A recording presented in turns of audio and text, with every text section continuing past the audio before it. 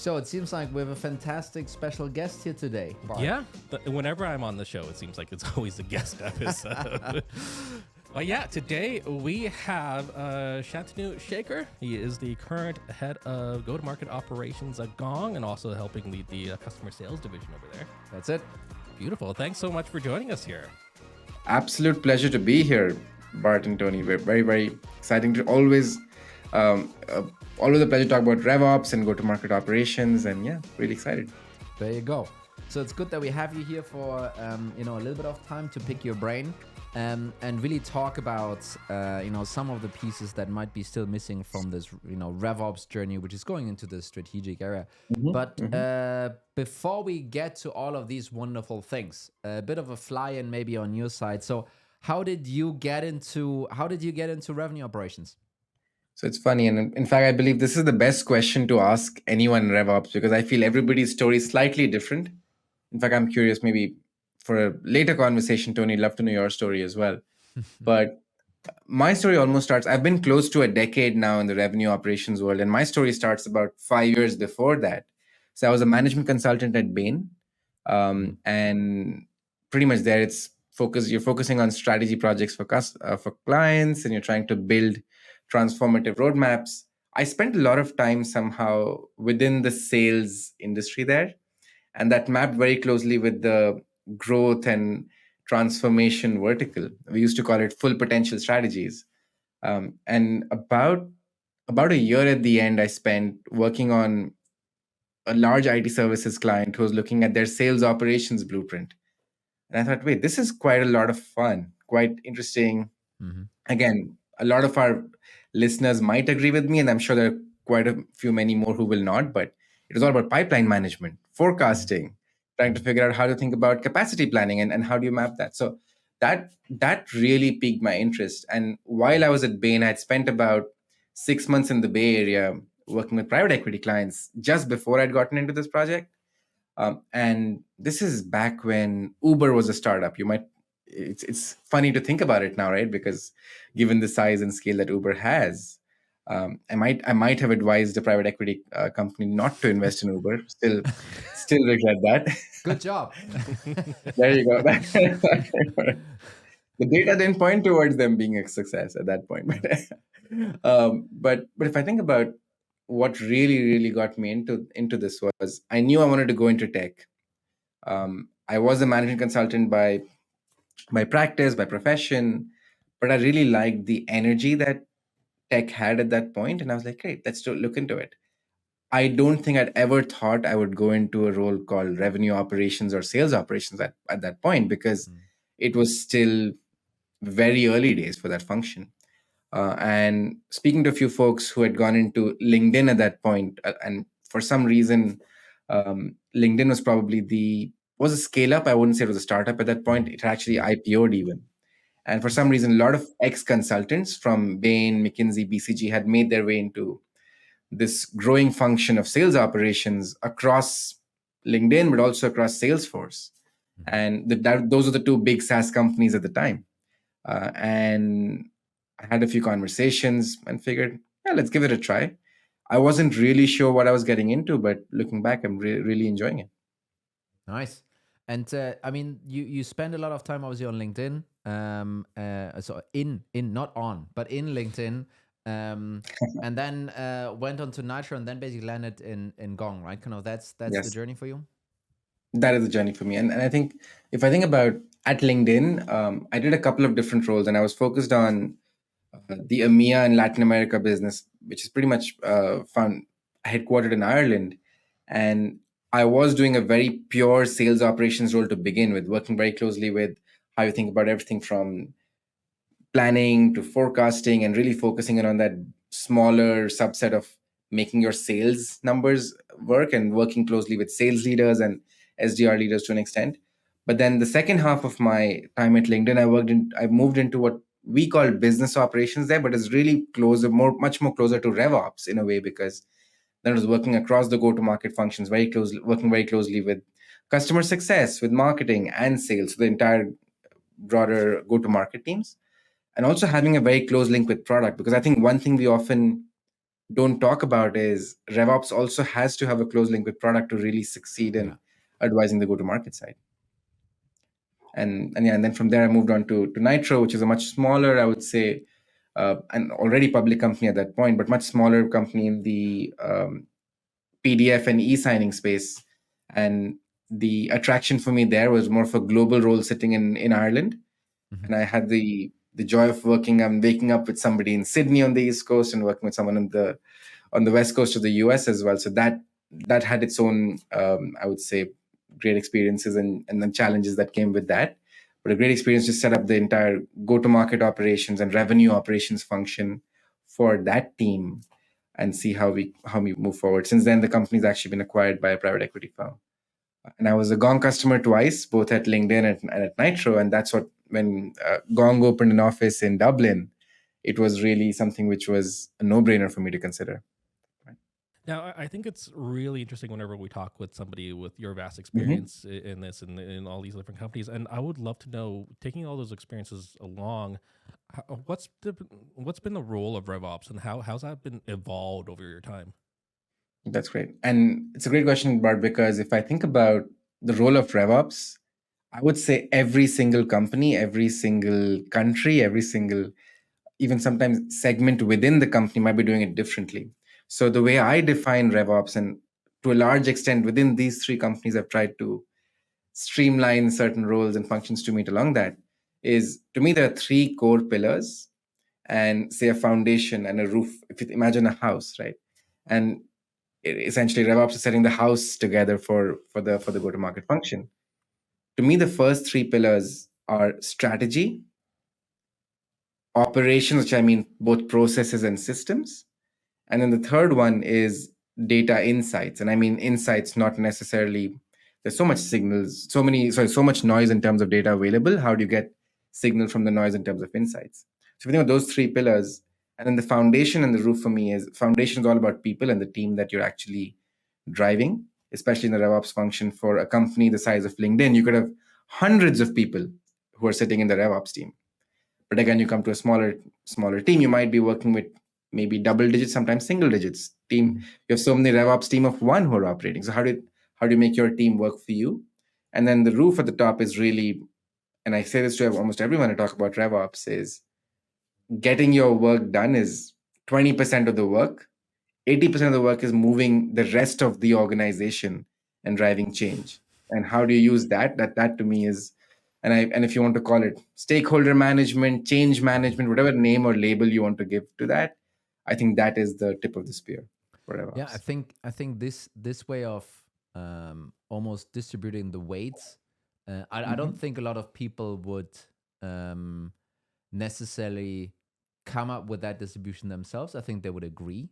But getting to the point that 20% is really just getting the job done that RevOps is about, and 80% of that is comms, stakeholder management, change management, and so forth, right? Working up, working down, working the organization, optimizing for revenue, speaking, CFO language, speaking CRO language. Exactly. I think a lot of people are completely underestimating this. And I think kind of giving this 20-80 split to folks might be, maybe it's not exactly 20-80, maybe it's more balanced, but it's certainly certainly many people rather forget about it than even giving it even 10% of their attention, right? So it's pretty cool that you're actually pointing this out here. Thanks, Julian. That's a great point, because in fact I'm almost going to communication principles, and it starts with almost every communication playbook or theory will say know your audience, and start with that. I think quite often, because we have so many different challenges to solve and so many problems to work with in RevOps, you might forget who our audience is and how to really move that forward. So you might have a very shiny dashboard. You might end up with a very solid set of analysis, but if it's not moving the needle, why are we doing that? One thing I would love to know about is some of the misconceptions that people have around the role of RevOps, especially people outside of RevOps that are potentially looking out in. What kind of misconceptions do you find like a lot of people have of the role? Yeah, so I think two things that's a very common thread across the role, and a lot of people don't understand it. But like you said initially, RevOps is quite new, right? So a lot of people don't understand what RevOps means. So two things to me which jump out and quite I would say quite prevalent across roles and across companies, is number one, people often misconstrue RevOps professionals or team as data analysts or support functions just coming in to help you deliver what you need at any given point of time. And what I mean by what you need is, it could be a sales manager or insert any functional role and level. You're almost saying, I need to get A done, and therefore I'm going to go to RevOps. And they're waiting for me to give them a list of things to do. I think that's the first misconception I've seen, because oftentimes RevOps teams have a large set of priorities. They're probably whittled down to a 10% or lower already, and getting that, I think, is tough. The second piece, which often is a challenge, and I love that we're going to talk about how strategic RevOps teams can be, is people think of RevOps team as being systems people only, or can think of RevOps people as being system people only. And that's the other, I would say, limiter in helping RevOps teams move forward and be a true partner to the go-to-market function. Like one thing which I almost always encourage anyone I work with in RevOps to say is talk about how you partner with go-to-market leadership, or how you're part of go-to-market leadership, not necessarily being in a support role. Even though you're the foundation, we talk about all those elements about being the custodian of the systems, being the one who are the role that actually understands the data and is able to translate what that means. But the moment you're seen as being reactive and not proactive, that's where the risk can be in terms of really adding value. So I love this, obviously, and maybe we're gonna just double click on this and go a bit deeper. So I mean, you already talked a little bit about some of the misconceptions here, and some of this is also connected to the quote unquote strategic part of revenue operations, if you will. So while everyone wants to add this strategy word to their title, to their job, to their function, to their day to day, all the time. And not only in RevOps, but across the GTM, across everything. Bart is a strategic copywriter, right? That's what I call myself. Yeah. What does strategy or strategic actually mean in revenue operations from your perspective? Great point, Tony. And in fact, I would even start. You're right. I would start with what is strategy in its totality, and then come back to what it means for RevOps. Because, like I said, everybody and their uncle wants to have strategy in their title today and wants to really help. In fact, I've seen so many people who've lost out on jobs because the interviewer said this person was not strategic enough. What does that mean, right? And I'll go back to my own experience, having been in a strategy consulting firm at Bain. The way Bain used to talk about what strategy was almost adding on to what the dictionary, I think the Oxford Dictionary, pretty much talks about strategy as a plan, right? Having the right. Yeah. If there's someone who has a strategy, it's a person who's, and I'm not being gender insensitive here, but there used to be a phrase which was quite often used. A man with a plan was a phrase which was quite often used in different contexts and literature centuries ago. And to me, the way I saw Bain said, that's fine, you have a plan, but that's step one. You're designing a plan, but then how do you marry that with execution, right? And to me, that's having that vision of both the plan and execution is how Bain used to then go deeper into the strategy. So if I bring that down to the level of what we could do in RevOps specifically. So in RevOps, we're almost always starting off with a revenue number as a starting point. So if I think about being strategic in RevOps, means you need to be able to find three things. Number one, what is that target or ambition of where you want to get to? And having that vision and plan or number, whether it's a revenue number. Second, and I encourage this, anyone who's starting a new role in revenue operations, think about doing a diagnostic of where you are today, right? Anyone can have a plan to scale Mount Everest, but are you at base camp today? Are you further behind? Where are you? Right? And having that number going deeper into more of a 360 view, not only from a data standpoint, but understanding what externally customers are saying, how your product is set up, the broader perspective of the actual starting point or diagnostic.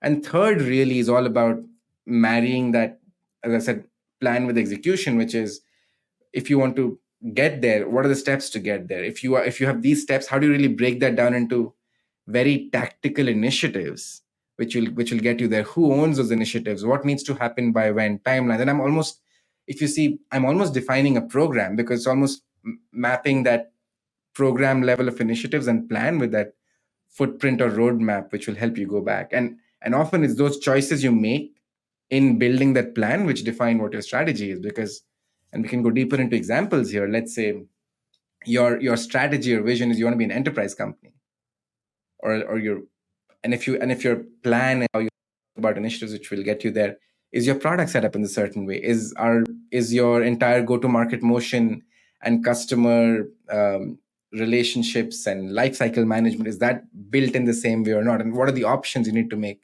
What allocation of resources will get you there? So all of those very specific choices and options is pretty much bring that back together. So it's actually having a view of where you want to go, a diagnostic of where you are, and then very tactical roadmap or footprint to drive that execution. I love that. If you could add some more examples actually of how you have been strategic as revenue operations, and it could be, it could be LinkedIn, could be Gong, could be whatever, but it would be really, really interesting to hear how, giving our listeners and our readers a little bit of help in, what would be an example to then give them ideas. Okay, wait a minute, in my job, I could do it actually like this. And, now I have a way to communicate it even to my boss. Great. I love that. So I might take an example, maybe given it's more recent, and there are things which LinkedIn, given its size and scale, a lot of public pieces. So I probably won't go into LinkedIn examples, but I'll start with Nitro and then maybe one with Gong. So at Nitro, one of the things I did, again, when I came in, like I said, I did a diagnostic of where we are, where we want to get to. You had these massive competitors in Adobe and DocuSign. At that phase, the market was in a very positive momentum, given it was just the first 2 quarters post-COVID, where things had literally taken off from a plateau with 2 jetpacks. And at that point, having a view of where we want to get to and how we get there were 3 things that jumped out to me, right? And number one, again, having done all of that, I would say, exploration across the board. Number one, our operating model internally was not best suited to target that growth. And what that meant was we had, for a company which was reasonably mid-sized at that point, we had one seller for the full duration of the customer standpoint, customer's life cycle with the company. So we pretty much, what came out of that exercise was, let's split this into a hunter-farmer model. Now, what that meant, and there's so many different operational implications, I'll get to that in the end, but that was the first piece. Second, there was a lot to be done in terms of pricing, because you realize that there's so much you can get from a revenue standpoint. What do you do from a pricing standpoint? And the third piece, given the market we were in and the world we were entering, how do we really define roles and responsibilities for what happens from the point you get a customer to when it goes out, and how do you measure that? I call it, and each of these, by the way, became projects in themselves. I call it Project Moneyball, which is how do we measure at every step what's happening and are able to go back to the right levels. And maybe I'll go into that example to go deeper, is when we think about metrics that everyone measures, right? And everybody from the CEO to, say, an SDR in the company who's probably just come in a year after college. Let's say we take that spectrum of people in the company. Everybody needs a few metrics to be able to answer some certain pieces of what they're doing. Now, in that project, because of the piece, we identified that if you're measuring everything, you're not measuring anything really. How do you define what needs to be measured? So we said we're going to pick 2 metrics at each level. Why do those metrics matter to the CEO versus the CRO versus the head of sales versus the head of marketing, the head of customer success, to the frontline managers, to the frontline reps, and then define for those 2 metrics, for those 2 things that matter to them, what are the metrics that matter, and then how will you measure? And then we deployed our entire process and systems around that so we could then measure that. And that was one example. I can go deeper into each of those, but that was, I think, a very powerful way to just set up the entire process. And the beauty of doing that and I start off again with how do you become reactive versus proactive, no one's going to come to you and say, hey, tell me how can I figure this out. I came in and said, okay, what's our goal as a company? And then, okay, this is how you can get there. This is where we are. And this is how RevOps can play a role in helping you figure out the operating model. I mentioned at the beginning, this is how you can do measurements across it. And this is how you can think about pricing, for instance. So that was one example I thought was quite interesting. So I think that was pretty powerful, right? Because it really starts off at the strategic piece of achieving that growth number, and then taking this. And by the way, so you mentioned a couple of words you're sprinkling in that Bart and I are hearing a lot around this topic. It's about revenue, it's about cost sometimes, about risk sometimes. And it is about how then to actually achieve that proactively, kind of doing that thinking, and then connecting it down to pieces that that suddenly seem trivial, right? I think this is this almost the curtain that's being pulled all the time, where you talk through a strategic project and how you execute it, and then people realize, wait a minute, at some point in this sentence you went from strategic to execution, and I didn't even realize that you kind of did the switch and bait basically. And this really means this: hey, this is where we want to go, and listen, here are these actual things that I am doing and that other people that need to be doing in order to actually get there, right? Kind of really creating that connection between the far-fetched, hopeful reality in the future, and what are we actually doing today in order to kind of to get there, right? And the example here was really cool in terms of, well, there's something in the operating model that we need to tweak a little bit, but then there's also something on the maybe I say performance management side, for all the different roles. What is their purpose? Why are they doing this? And what do we expect of them? And all of these pieces working together to get you to the strategic outcome, right? And I think kind of building this bridge between the future and what you need today, that is strategy that suddenly becomes execution, by I don't know, by a mistake almost, it seems, but that's how this works in the end.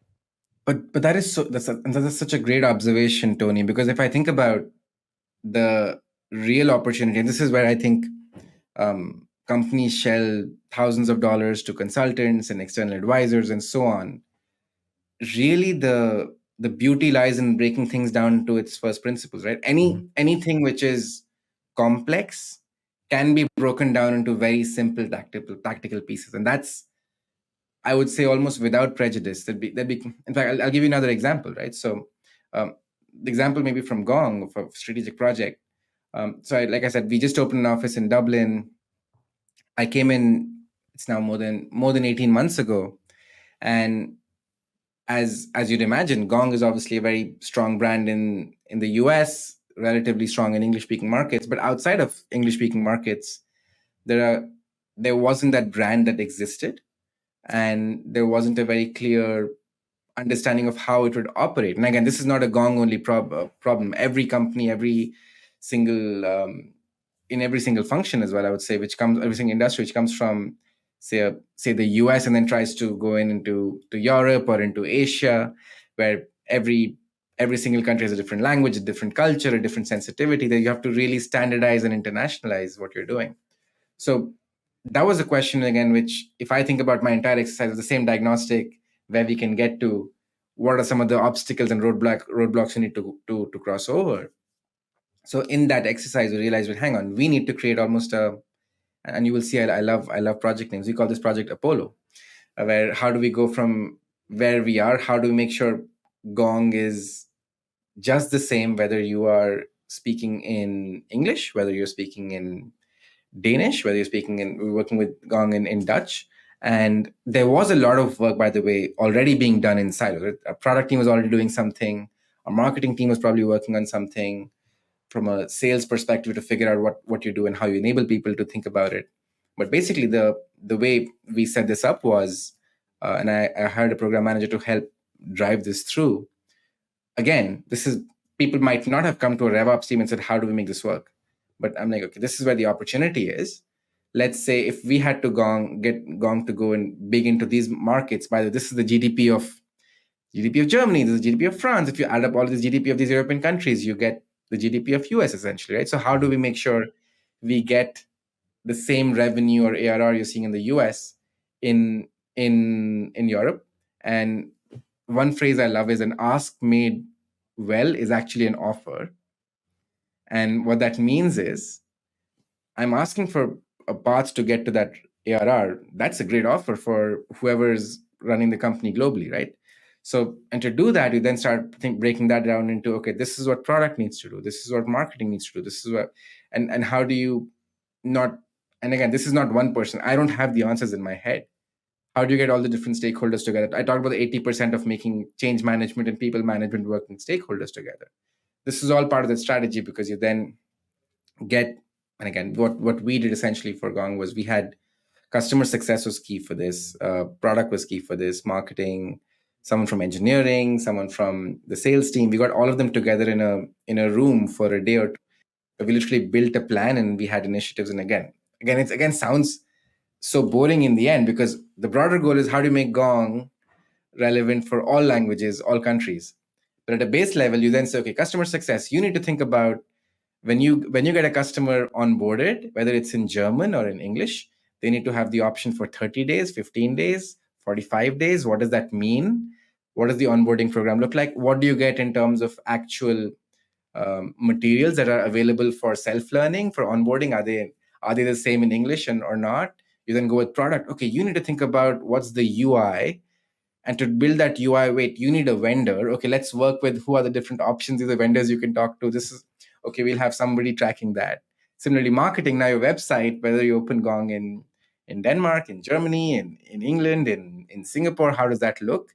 And sometimes the language, let's say in American English, will be very different from British English. Even UK, how is that different? So how do you make those marketing materials look different? Do you need a localization help on that? So how do you really do all of that? So once that got built in, and again, I go back to measurement and reporting back and driving. So that's something we've been building in. And again, like I said, our product team was already working a lot on how the different languages work. So bringing all of that together, I think that's where I think RevOps has that unique viewpoint or perspective where you see all of these players playing, and your job is to get them all in the same field so they're talking to each other. So while I was listening to so this is basically a fairly big internationalization effort, right? That that you're describing there. What I didn't quite fully understand is did you come up with this, or was it a thing that was kind of floated and you grabbed it? Kind of tell us a little bit the origination story of how you ended up running or being part of this massive strategic project. Great. And again, and this is probably where I keep going back to that being proactive versus reactive. So all of these functions, and again, most of these, I would say, challenges or ideas exist at some point in every company. So product was already doing something, marketing was probably doing something, but the product was doing maybe 100 things at the same time. Marketing probably had a few core things. There was some person in the marketing team was working on localization. Customer success was probably dealing with it even more so because they were onboarding customers in a certain market and didn't know what to do, right?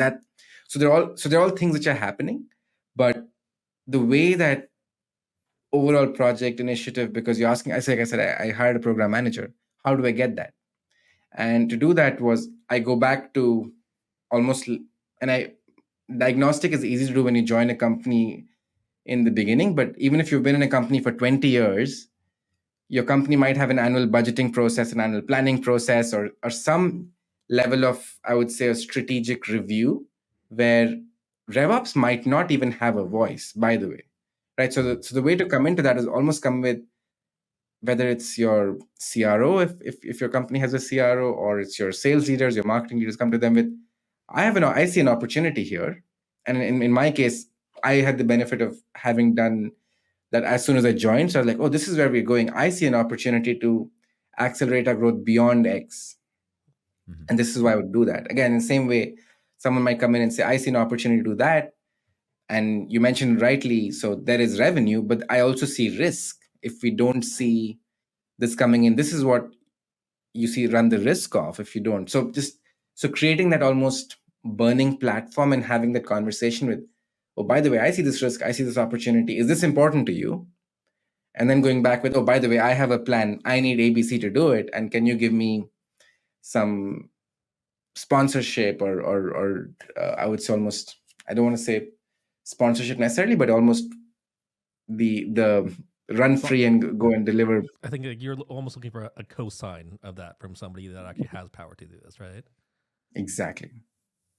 That's fascinating. I think I would love to start moving on to the next portion where we kind of look back at the RevOps role and potentially what advice we can give to potentially other RevOps teams out there. Because I know we talk to a lot of smaller RevOps teams, single digits, anywhere down to one or two people kind of thing, and I think uh, a lot of the pain points are we're hearing from a lot of people is like, yeah, they are kind of stuck in that system admin role. They are kind of stuck being reactive, when they want to be proactive. So I guess one of the things I want to ask from you is like, what kind of advice would you kind of give them to be more of that strategic role that they need to be?